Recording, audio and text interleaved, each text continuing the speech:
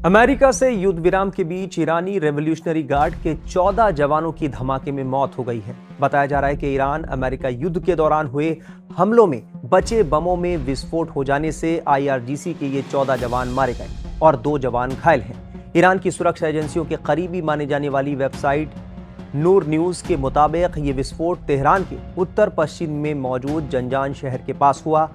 7 अप्रैल को युद्ध विराम शुरू होने के बाद से ये आईआरजीसी के सदस्यों की सबसे बड़ी तादाद में मौत का मामला है। युद्ध के दौरान गोला बारूद समेत क्लस्टर बम गिराए गए थे। ईरानी मीडिया के मुताबिक उत्तर पश्चिमी ईरान में बम निरोधक अभियान के दौरान हुए विस्फोट में जवानों की ये मौत हुई है।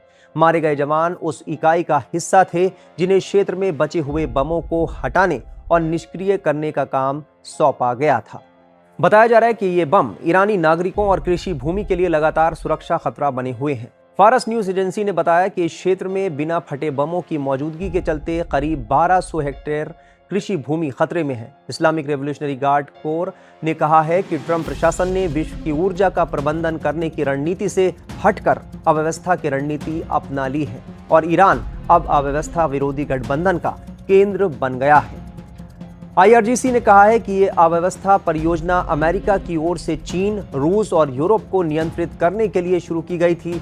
एक्स पर एक पोस्ट में आईआरजीसी ने कहा कि ट्रंप प्रशासन ने विश्व की ऊर्जा का प्रबंधन करने की रणनीति से हटकर बाधा उत्पन्न करने की रणनीति अपनाई और चीन, रूस और यूरोप को नियंत्रित करने की इस व्यापक बाधा परियोजना के तहत समुद्री नाकेबंदी शुरू की गई। लेकिन 20 दिनों के बाद व्हाइट हाउस में ये आकलन गहराता जा रहा है कि ये परियोजना विफल हो गई है और तेहरान बाधा के विरुद्ध गठबंधन का केंद्र बन गया है। इस बीच ट्रंप ने शुक्रवार को ईरान के मौजूदा संघर्ष को खत्म करने के मकसद से दिए गए नए प्रस्ताव पर असंतोष व्यक्त किया और साथ ही अंतिम समझौते पर पहुंचने की संभावना पर संदेह भी जताया। व्हाइट हाउस में पत्रकारों से बात करते हुए ट्रंप ने कहा कि वो समझौता करना चाहते हैं, लेकिन मैं इससे संतुष्ट नहीं हूं, इसलिए देखते हैं आगे क्या होता है। उन्होंने प्रस्ताव के उन खास पहलुओं का विस्तार से जिक्र नहीं किया जिन्हें वो अस्वीकार्य मानते थे, लेकिन ईरान की ओर से समझौते पर सहमत होने की इच्छा पर अनिश्चितता का संकेत दिया है।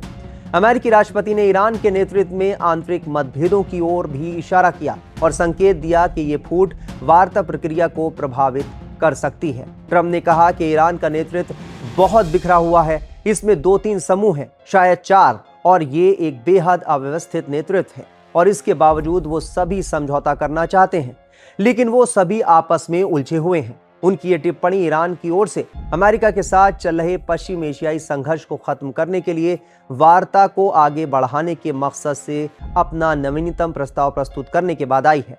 ये प्रस्ताव वॉशिंगटन की ओर से संघर्ष को खत्म करने के मकसद से तैयार किए गए मसौदा योजना में हाल ही में किए गए संशोधनों के जवाब में है।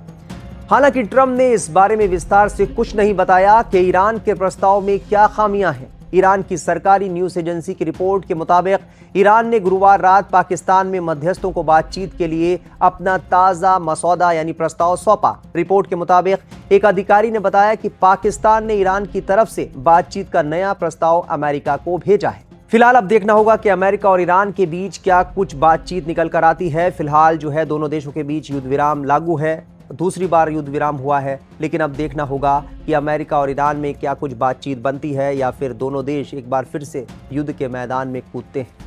तो अमेरिका और ईरान से जुड़ा जो भी अपडेट होगा वो हम आपको लगातार देते रहेंगे। देश दुनिया की तमाम खबरों के लिए आप बने रहिए टाइम्स नाउ ऑफ भारत के डिजिटल प्लेटफॉर्म के साथ।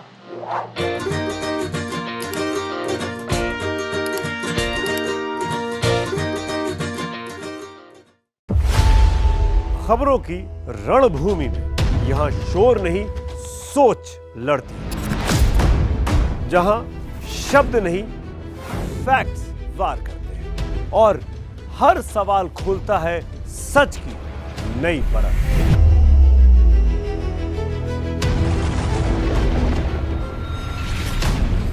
चक्रव्यूह आपके अपने सुमित अवस्थी के साथ सोमवार से शुक्रवार शाम 6:57 पर टाइम्स नाउ नव भारत पर।